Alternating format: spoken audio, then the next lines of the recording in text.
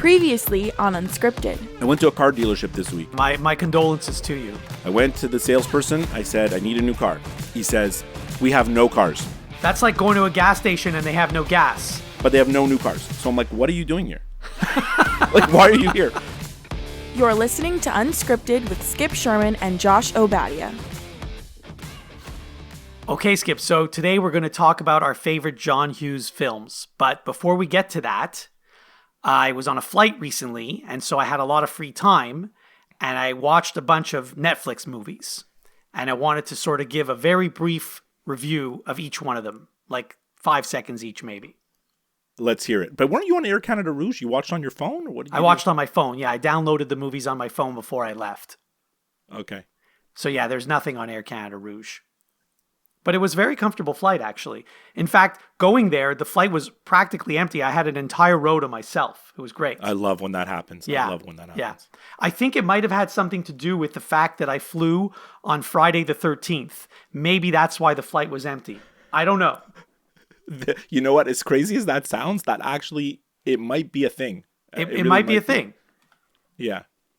So anyway, one of the movies, I think you'll have heard of only one of these 4 movies. The first one was Love Hard, which you told me about. Isn't it cute? Yeah, it's cute. Yeah. It's with, as you mentioned, Nina Dobrev. And I don't need to talk about it because you know all about it. The next one, actually, I didn't even realize this until I got back home and Googled it. It also has Nina Dobrev in it, although she's only in it for about 10 seconds, and she does have one line. It's called The Roommate. It's from 2011, so 10 years earlier.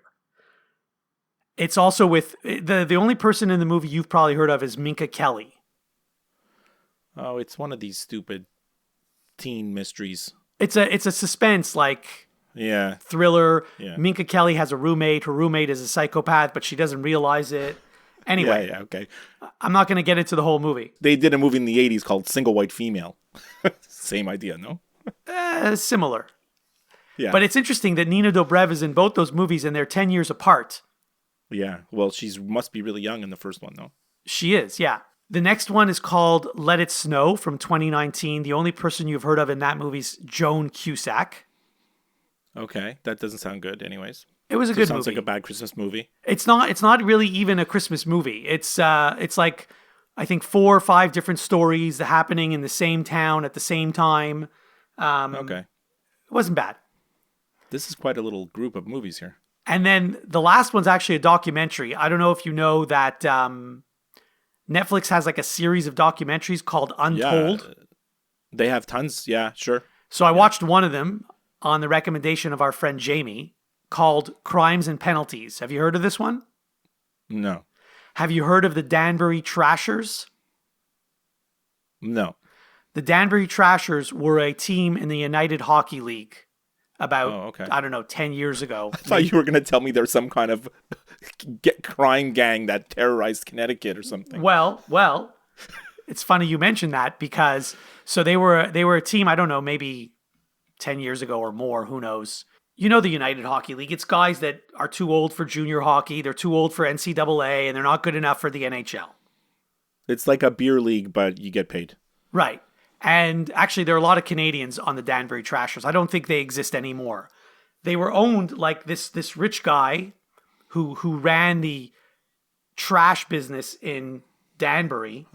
He bought the team, and he let his son, who was only 17 years old at the time, run the team. Okay. Because his son loved hockey. So his son made these phone calls. He actually signed Brent Gretzky at one point. He signed the guy that was on the New Jersey Devils, Michael Rupp, at one point.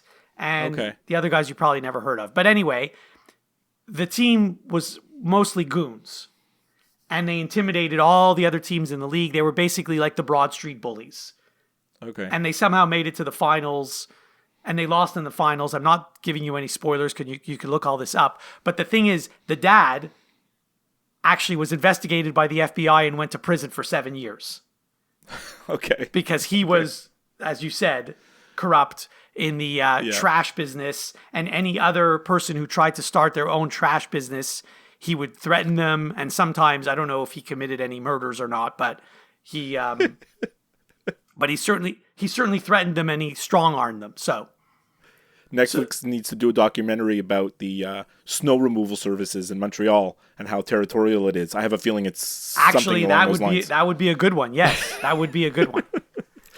So those are the movies I watched. Did we get any listener mail from our last episode?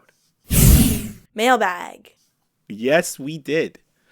So you mentioned, well, I asked you if you had watched the movie Elf because we got a listener mail where you were challenged to kind of watch it, and you said like that you didn't even know like what streaming service it was available on. Right. So our good friend Mark from Philadelphia sent me a text with a link to an app that you can install on your phone called Just Watch.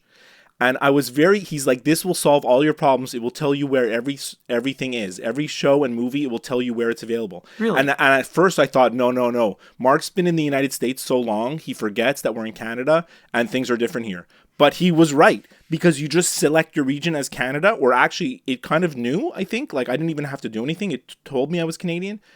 And it works. Like I actually checked TV shows that I knew were on Hulu. Like I looked up Only Murders in the Building. I know that is not a Disney Plus show in the United States. That is a Hulu show.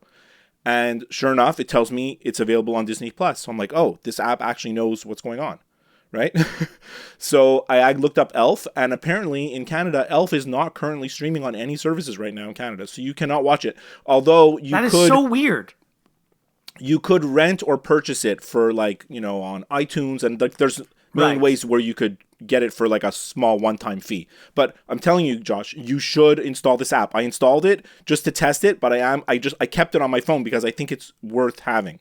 So that's so weird. You would think that pretty much any movie you want to see, whether it's new or old, you should be able to watch it on one of these streaming platforms because there's so many of them. The fact that you can't watch Elf is hilarious. It is.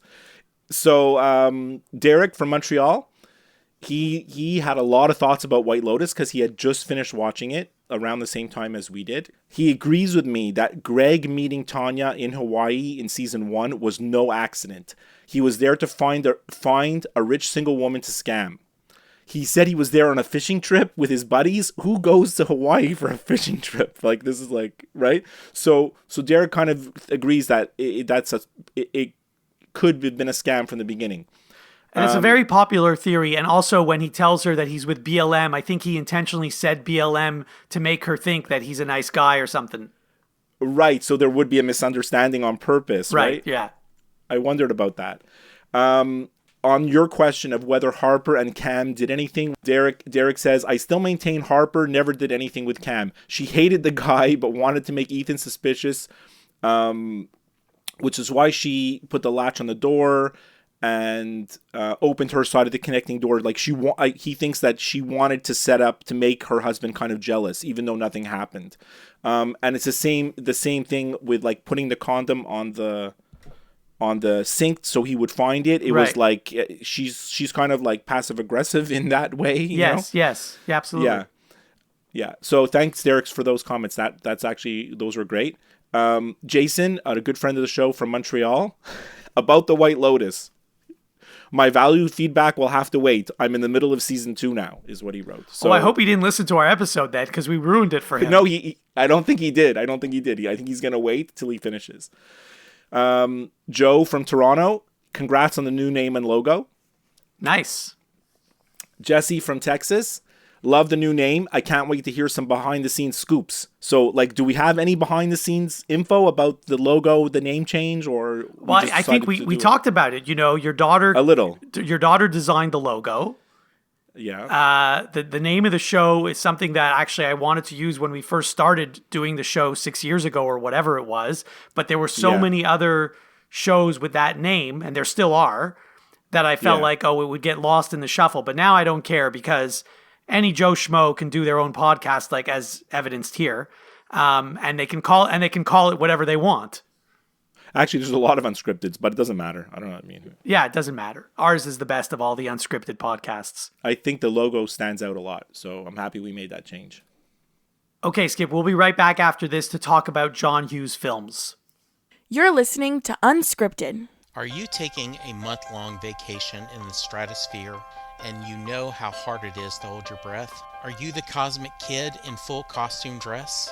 You've got a nice little place in the podcast universe with Set Listing Bruce. Set Listing Bruce is your podcast for all things Bruce Springsteen fandom.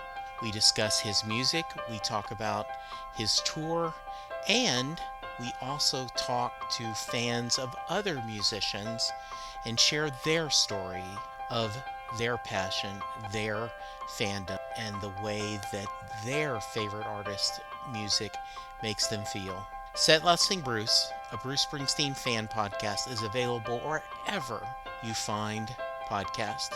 Remember, there is magic in the night. And now, back to Unscripted. Okay, Skip, we're back. So you texted me like a couple weeks ago, and I mean, we have a lit, just so people know, like behind the scenes. Jesse was asking for scoops, so we're going to give scoops about other stuff. Yeah. We have a list of topics. It's a long list. But we don't like most of the topics. Yeah, some list. are crossed off. Exactly. Some are crossed off. We don't want to do them, or we might. And some have little stars. Those are like the ones that we might do.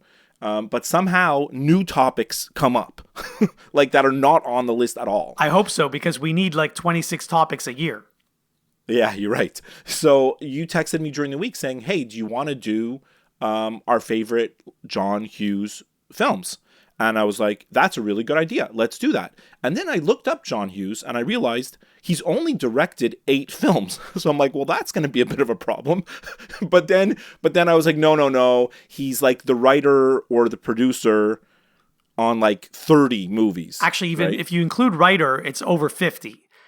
So for my list, I only included director or producer, which is about 20, I think, total. Yeah. Director or producer, I think it's like 23 or something. We have like a fairly small, like a group of movies where we can choose from. Right. And I still think it's a worthy topic. Although, as I was doing my list, Josh, I realized we are going to have a big problem here because, okay, we're going to have all the same ones. We're going to have all the same ones. I think we're going to have all the same ones, just in a different order. They're just going to be in a different order. So then the second thing that happened this week is you texted me and you're like, do you want to just do top 5? And at first I thought it's because we didn't have a lot to choose from, so you wanted to just make 5 because John Hughes doesn't have a lot of movies. But then you told me you want to keep doing top 5 all the time. Yeah. I just want to, I want to make the episodes tighter, let's say. Yeah. Okay. So the top 7 format might be going out the window. It might switch to top 5, but I'm still going to reserve the right to change it to top 6 or 7 if I feel like we need to. Of course, we've done that before. We've done top 9, we've done top 10, so we can do whatever we want. It's our show. Yeah, that's it. That's the number one rule of our podcast, right? Yeah. Our show, our rules. So I'm just going to introduce John Hughes in case people are like, who's John Hughes? I mean, people our age know who he is, but if you ask my son and daughter, they might have no idea until I tell them, oh, he directed The Breakfast Club, because they all know about The Breakfast Club. Okay. So John Hughes, an American movie writer, producer, director. He's very famous for comedies, specifically teen comedies and these coming-of-age comedies. Most of his work was in the 80s. He did pass away in 2009. Like I said, he only directed 8 movies, but he was a writer, producer, director on over, on a much more than the 8 that he directed himself. His most famous movies, look, I've already mentioned The Breakfast Club. That's like the one that everyone knows. Don't spoil your list. No, I'm not. He made movies for teens, right? So a lot of his most famous movies, he's trying to portray like the struggle of teens and fitting in, being understood, those kind of themes, coming of age stuff. For me personally, like, the soundtracks were important in the John Hughes movies a lot of the time. Yeah, the soundtracks are great. A lot of the music in the movies, I'm going to talk about it as we get into it. It was weird because we were teens in the 80s. We were teens when some of these movies came out. We were the same age as the characters. Yeah, so that's why we I like wasn't them. listening. I wasn't listening to the music they were listening to. Like, they were listening to the music that John Hughes was telling us, if you're cool, you'll listen to this music, right? So it's like, it was like aspirational. Anyways, we can get into the soundtracks and stuff in a sec, but yes, I do think I have a very, very strong top 5, and I think we are going to have 4 out of 5 the same, at least, but at least 4 out of 5 the same. You forgot to mention that he began his career as a writer for the National Lampoon magazine. Absolutely. He wrote the movie National Lampoon's Vacation. But I didn't even know there was a Chevy National Chase. Lampoon magazine until yesterday. Well, it was, yeah, I mean, it was like Mad Magazine, same idea, right? You know. So yeah, like Vacation with Chevy Chase, like one of the funniest movies ever. He was the writer. It's hard to believe, right? I mean, we're going to probably have all the same, and I think all the ones we have are kind of like the teen style. But he did direct and write or produce a lot of other movies that, like, I was like, he was involved in this, like Curly Sue. Like, you saw these on the list, Yeah. or Mr. Mom. I was like, really? But because he's synonymous with teen stuff, but then there's a bunch of other things too, right? So, anyways, let's get into our list, Josh. Right, so it was my idea, so I'll go first. Number 5. And it's only a question of do you have this in the same order, basically.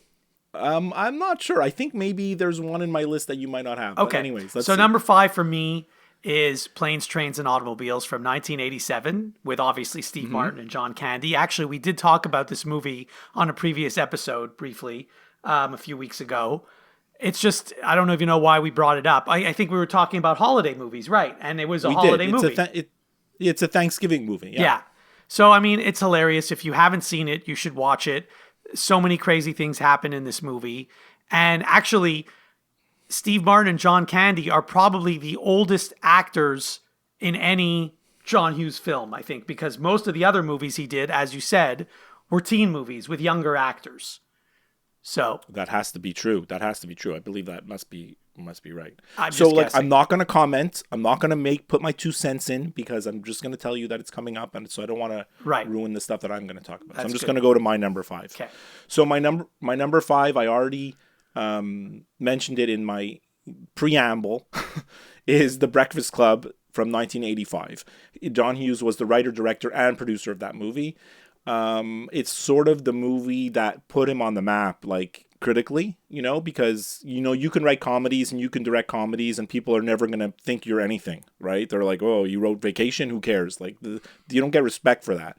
But The Breakfast Club was really like, it's the one movie that people think of when you think of like these coming of age kind of teen movies, right? So everybody knows what it is. It tells a story about 5 teenagers from different high school kind of cliques and classes that have to do Saturday detention together, and they have to deal with their very mean vice principal who's like a tyrant.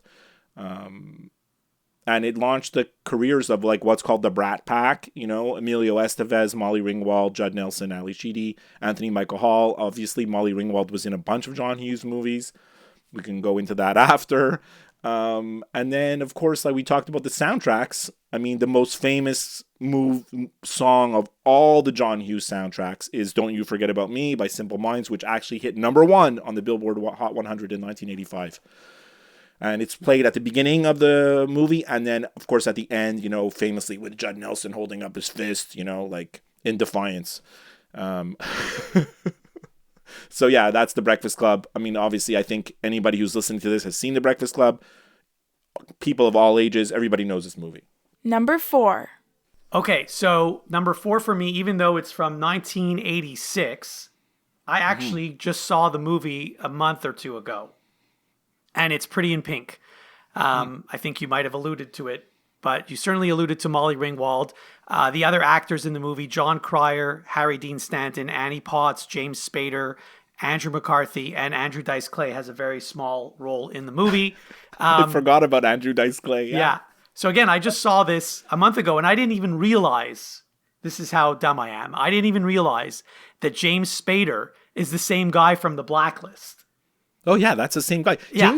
There's so many people in John Hughes movies. James Spader's in a bunch of them. Robert Downey Jr. is in a bunch of these. He's in Weird Science. He's in a bunch of these. There's all these actors that are really famous now that were teens that had small little roles in a lot of these movies. So yeah, because obviously he looks completely different in 1986 than he does now. And I should have recognized the accent or the voice, but I didn't. So And as you mentioned, the soundtrack, obviously there are two really great songs in the movie Pretty in Pink. One is Pretty in Pink by the Psychedelic Furs, and the other one is If You Leave by Orchestral Maneuvers in the Dark, also known as OMD. And those songs seem to get played in the movie more than once. So Yeah. it's just a great movie to watch because you keep hearing all the good music. There's also a good song on that soundtrack by Joe Jackson and Suzanne Vega, Exactly, you read my mind. Left of Center. Yeah, you got it. Yeah. So it's a really strong soundtrack. Breakfast Club has a bad soundtrack. It only has one song on it, basically. It's that Simple Mind song. But Pretty in Pink has a very strong soundtrack. So it's also my number 4. So we're aligned. So it makes for a good smooth flow of the podcast. Sure. Like it's the classic tale of like the misfit girl who wants to go to prom with the rich popular guy, and then of course her friend, her best friend, John Cryer Ducky, he's pining over her, he's in love with her, she doesn't realize. Like this is like a story that's going to repeat itself in other John Hughes movies. Yeah. And actually in the end, she ends up with the rich guy because she finds out that he's really not an asshole. Like he's actually a good guy and he really does like her. What I read was the original ending was Andy and Ducky were supposed to be together. Okay. But they tested it on test audiences before they released it, and they hated it. The audiences were booing, and they reshot the ending months later. Andrew McCarthy had like a different haircut. They had to like do all kinds of different stuff. They didn't even have it. Wasn't even actually in the same location. They had to get a location that looked like the location where they filmed the original ending scenes, like a parking lot and stuff.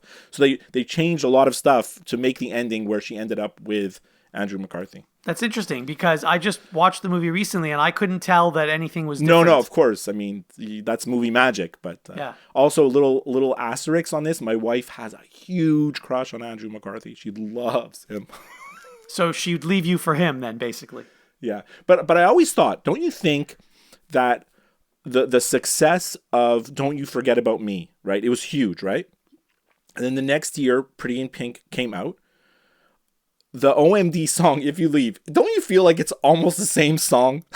Like, to me, they're so similar. As Don't You Forget About Me? Yeah. I mean, it's the same type of music. Okay, maybe not. I mean, maybe it's just me, but I always thought they were like just one was just trying to be just like the other. Like, they're like, oh, Don't You Forget About Me was huge. Let's get a song that's like going to be also like the mega hit from this soundtrack. And they got one that was sort of the same, you know?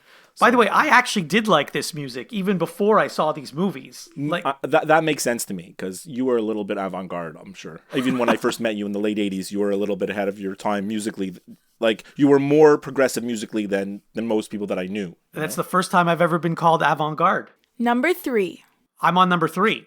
So it's Home Alone, 1990. So John Hughes produced this movie. It's with Macaulay Culkin, Joe Pesci, Daniel Stern, Catherine O'Hara, John Candy, and actually I didn't even know this until yesterday, Kieran Culkin is also in the movie. He's one of the little brothers in the right, giant family. But I didn't know that it was Macaulay's actual brother until until I looked at the list of actors and actresses. So, by the way, Catherine O'Hara, she's Canadian, as you probably know. Each year, the Academy of Canadian Cinema and Television gives out special awards. And this year, the winner of the Icon Award is going to be Catherine O'Hara. That's great. She's awesome. I mean, obviously, she's been in so many things. Obviously, Schitt's Creek most recently, but all kinds of other good stuff. Well, Schitt's Creek got so popular the last few years, right? So it propelled her and also Daniel Levy into another stratosphere of stardom, you know. So. This is one movie, by the way. I saw it at the theater, and of course, I was 20, not even 20 years old, because it came out in 1990. Yeah. I was mesmerized as I was watching it. I mean, it's so well done. You know, the kid gets stuck home alone. They forget that he's there, and then all the crazy stuff that happens while he's home alone. It's almost like, you know, when you're a little kid, it's almost like your dream come true that you get the whole house to yourself, especially if you live in a big family with so many siblings and everything. Right, and it's so it's when he starts to outsmart the bandits, and does all the stuff on them. It's just I mean, that's great. You know, it's it's so clever and funny, so you can't. They can't just not should root for never the have old made Kevin. any sequels. That's all. Well, no, Home Alone 2 is good. Home Alone 2 is actually really good. I don't even know if I've seen it, to be honest.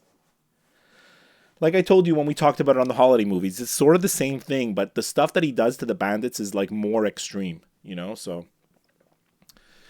Anyways, so we are not going to have 5 the same. Okay. Home Alone is not in my list. Okay. So we have a divergence.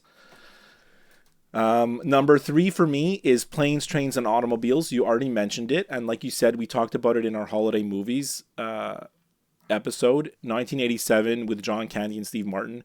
So like everybody knows the story. If you haven't seen this movie, go and watch it today. Go on the app that I mentioned earlier and find out where it's streaming. A Chicago advertising man must struggle to travel home from New York for Thanksgiving with a lovable oaf of a shower curtain ring salesman and is his only companion. That's the tagline of the movie. Sums it up. Really, like, the strength of this movie is that it puts the talent of Steve Martin and John Candy on full display. Like, they play their parts perfectly, and the roles are perfectly written for their strengths. John Candy is totally off the wall, like completely clueless, like he says in Big Oaf, right? And Steve Martin is like he is in like Only Murders in the Building. Like, he's the ultimate straight man. Like, he doesn't tell like jokes that make you laugh out loud, but he just makes everything funny the way he does stuff, right? You mentioned the other episode where we talked about where he holds up the credit card that's all black, right? Because it's been burnt in the fire. But like the funniest part of those, I went back and watched some clips of the movie this week. When the car catches on fire, the rental car catches on fire. It's destroyed. Like there's no more roof. There's barely, like, it's all burnt out.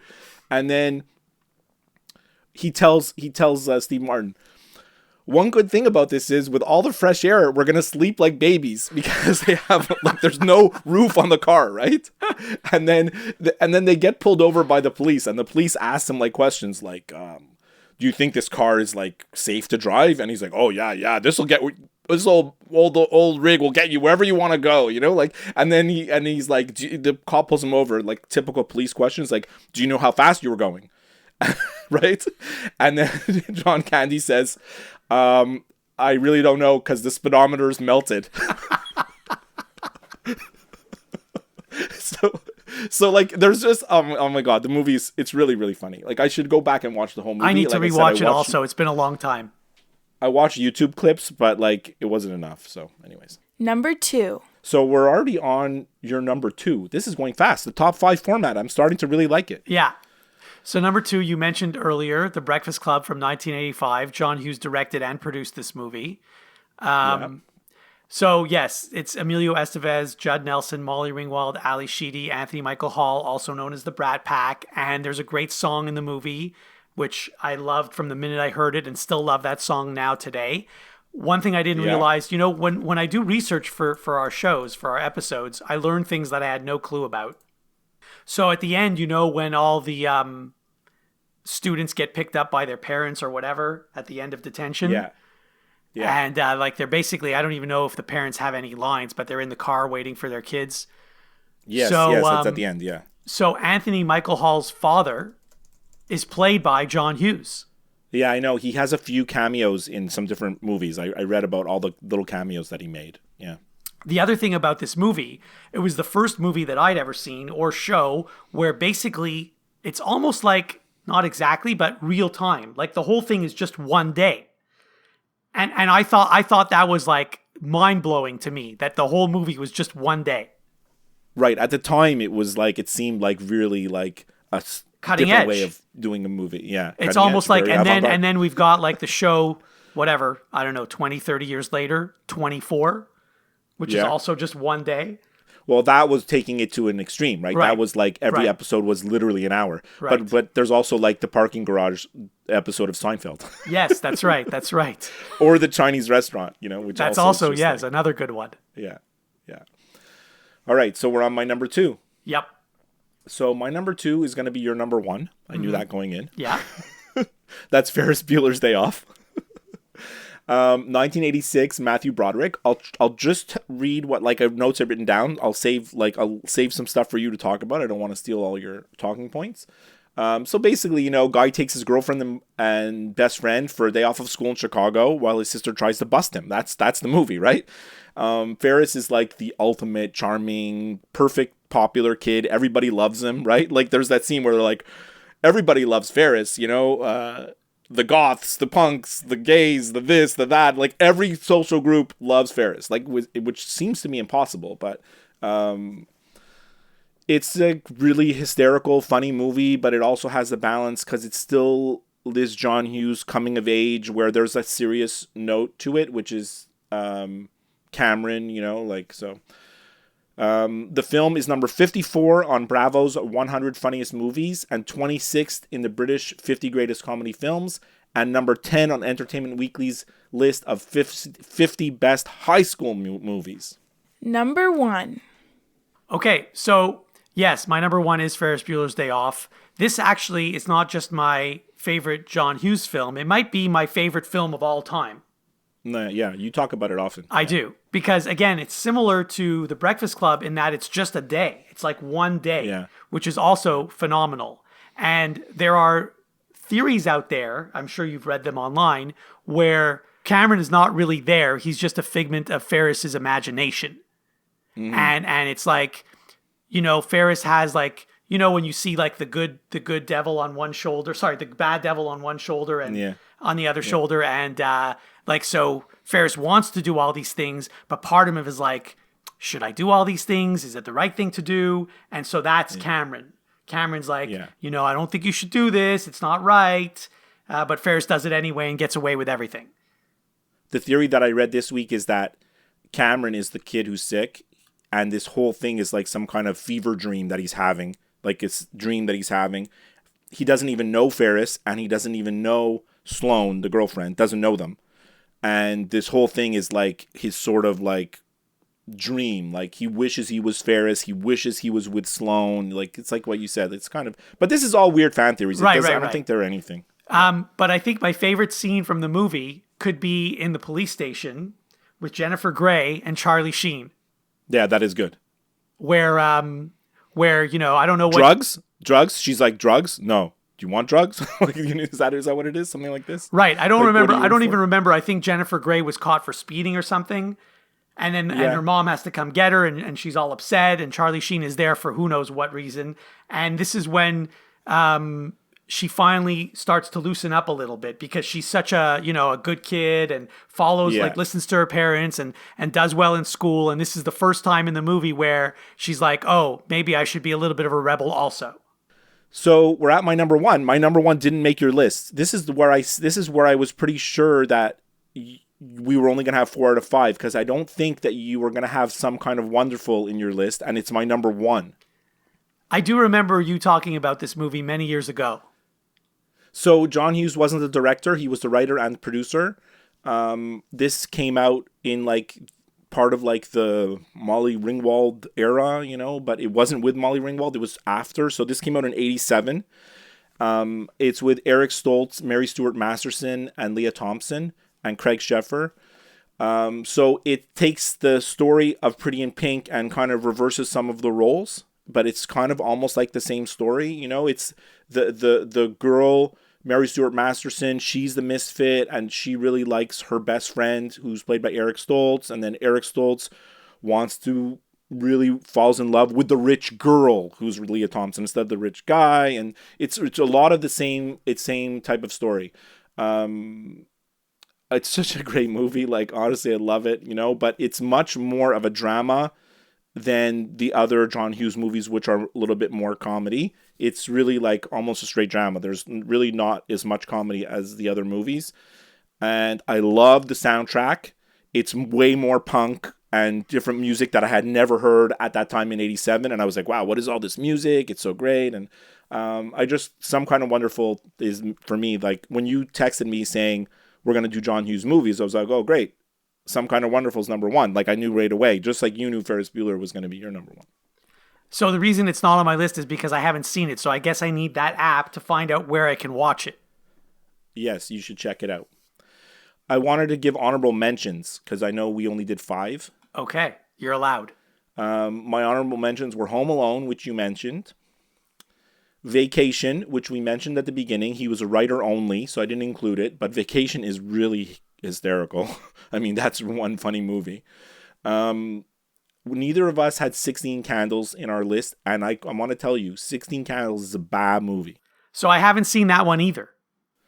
It's because once you've seen Breakfast Club and Pretty in Pink and Some Kind of Wonderful, which are much more serious, like they transition from comedy to like this teen drama, 16 Candles is still a goofball comedy, just like all the other goofball comedies, right? It's not meant to be serious at all, although it is a little bit, but it's really kind of just straight comedy. Anthony Michael Hall is in it, and everything. So, and then the other movie that I wanted to mention as an honorable mention here is Weird Science. I saw that he was like he was the producer and writer of Weird Science. It's really funny, that movie. And like as a teen, when they, have you ever seen Weird Science? I haven't seen it. Jesus. They want to create the ultimate woman. So like they take a Barbie doll and they do a bunch of stuff and they connect her to like a computer and all this stuff happens. And then there's this big explosion and then out comes Kelly LeBrock, who like in the 80s, like she was so gorgeous. Like, oh my God, like when they create like her, and it was like, oh my God, when she comes out and she sees them and then they see her, it's like, you just want to die. She's so beautiful. Now I have to see it. Yeah. So that's the list. We'll be right back with some final thoughts. You're listening to Unscripted. Do you know John Hyatt songs? Maybe you know them from being covered by Roseanne Cash, Three Dog Night, the Neville Brothers, Emmylou Harris, Eric Clapton, B.B. King, Jeff Healey, Bonnie Raitt, or literally hundreds of others. Maybe you have some of his albums on your shelf or in your cow-horned Cadillac right now. I'm Jesse Jackson. And I'm Sylvan Brough. And we're going to dive in from A to Z. Join us on the Perfectly Good podcast. We're going to discuss all of your favorites and uncover some forgotten gems, from Aces Up Your Sleeve to Zero House. Rate and debate every John Hyatt song on the Perfectly Good podcast. Have a little faith. Unscripted with Skip and Josh is available wherever you listen to podcasts. If you listen to the show through Apple Podcasts, please leave a review. To interact with the show, send an email to skipandjoshshow@gmail.com. Follow the show on Twitter and go to Facebook to like the show page. And now, some final thoughts from the guys. So I know a lot in the past we've talked a lot about TV, and we talk a lot about like ratings, like what's popular, things that get canceled, things, stuff like that. You love that stuff because you kind of worked in that domain a little bit. You know a little bit more about how ratings were calculated and stuff in the last 10 years. It's different now than it used to be. 100%, because now they have to account for the streaming. So no, but also TV, if I could interrupt you for a second, it used to be like you would get sent something in the mail and you'd have to say, what did you watch in the last week and what did you listen to in the last week? Now people actually wear these things on their, like you can clip it onto your belt and it almost looks like a pager. If you remember what a pager is, if anyone under the age of 40 knows what a pager is. And it can detect audio. So as long as you've got the sound on what you're watching, it knows what you're watching, whether you're at home or at a friend's house or at a sports bar or whatever. In 2022, the final ratings are in for the year 2022, which just ended. Okay. And 82 out of the top 100 shows. Can I guess? Yes. Are they all sporting events? They're all the National Football League. I'm not surprised. Not sporting events. The NFL accounts for 82 out of the top 100 watch programs in 2022. This is, of course, in the United States, I'm assuming, not in Canada. Yes, in the United States. Yeah, Although it would probably be similar in Canada as well. Yeah, the gulf between like a typical American audience for an NFL game, which is always over 20 million. 20 million. Like, it's double what the most popular cable TV show is, like on a regular network. Like a regular, really, really popular TV show will get the maximum 10 million, right? And I think part of the reason is because you have to watch sports live, and all those other shows, even though you might watch them, you don't watch them live.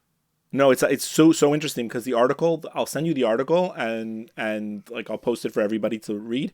But I mean, everybody knows this. Like, everybody just watches streaming stuff. So the only thing left to watch on actual TV is live sports, or if you're like some kind of old-fashioned person, you might watch some cable TV shows, but they're all like the same. They're all like FBI, CSI, NCIS. Like that's the only shows on TV now. Well, you love all the Chicago shows. The Chicago shows are the most popular shows like on TV, believe it or not. They're one of the most popular shows that you could watch on network TV. It's obscene. One of them is called Chicago Fire. The other one's called Chicago Med. And Chicago PD. Yeah, there's 3. Okay. Are they all on the same night? They're all on the same night, back to back to back. Med, Fire, PD. And the thing is, my son knows that like I watch these shows, and he knows Wednesday night like I watch the Chicago shows. He goes, they should make a Chicago show about the courts, like people going to trial like after the PD catches them. I'm like, because he knows about Law and Order, and he knows like that's the format. I'm like, they did have a show called Chicago Justice, but it lasted less than one season. That's hilarious. They tried to do that, but it didn't work. So. That's all I got. I wanted to ask you, though, about your trip. I mean, you mentioned you were on a flight. How was the Cayman Islands? The Cayman Islands are beautiful. The weather was perfect. I happened to be there on the coldest day of the year, and all the locals were complaining because it was only 21 degrees. That was the low on Sunday. It was fine for me because I was still wearing shorts and a t-shirt on Sunday in 21-degree weather. Right. I did get a bit of a sunburn on my back. It's not easy to apply sunscreen to your own back if you've ever tried. So hopefully I'll recover from that. Okay. But everything is pretty laid back there. They have an interesting bus service that maybe I'll tell you about. So the buses are basically minivans that hold about 10 people. And they don't look like a bus. It just says public bus on the top. And the good thing about it, well, there's a few good things about it. It'll stop anywhere. So if you happen to be in between 2 bus stops and you need the bus, all you got to do is like raise your hand and wave, and he'll stop and pick you up as long as his bus isn't full. So you don't have to run to the other stop, which is nice. And then then, like if you want to get dropped off between 2 stops, like let's say your house is there or whatever, or you just tell him, hey, can you drop me here? And he'll stop and he'll drop you off. So regardless, you could go from like one end of the island to the other end of the island, and it's still only $2. 2 Cayman dollars, though. 2 Cayman dollars is quite a lot of money. A Cayman dollar is worth more than an American dollar, just to give you an idea. Mm-hmm. So everything there is expensive. But the weather was beautiful every day. And luckily, I have 2 different friends who live there. So I had people to show me around and drive me around, and a place to stay. It was a very relaxing vacation. I don't think today's January 21st. So if it wasn't for my trip there, I would not have seen sunshine in all of 2023, because I don't think there's been a sunny day in 2023 in Toronto. Oh my God, my wife just said the same thing yesterday about here. Because we've had so much snow or rain, every day is white or gray. Mm-hmm. She said to me yesterday, she goes, when was the last time we had a sunny day? And honestly, I can't remember. I feel like we're just living in gray. Yeah, well, it was definitely not in 2023. The last sunny day was sometime in December. I don't even know when. Incredible. So life in Canada. That's how it is. In case people are wondering how it is, we live in gray. We live in gray. We do. All right. So thank you for a great discussion about John Hughes. Loved it. I'm going to go and rewatch all those movies. And I'll speak to you next time. Have a great week.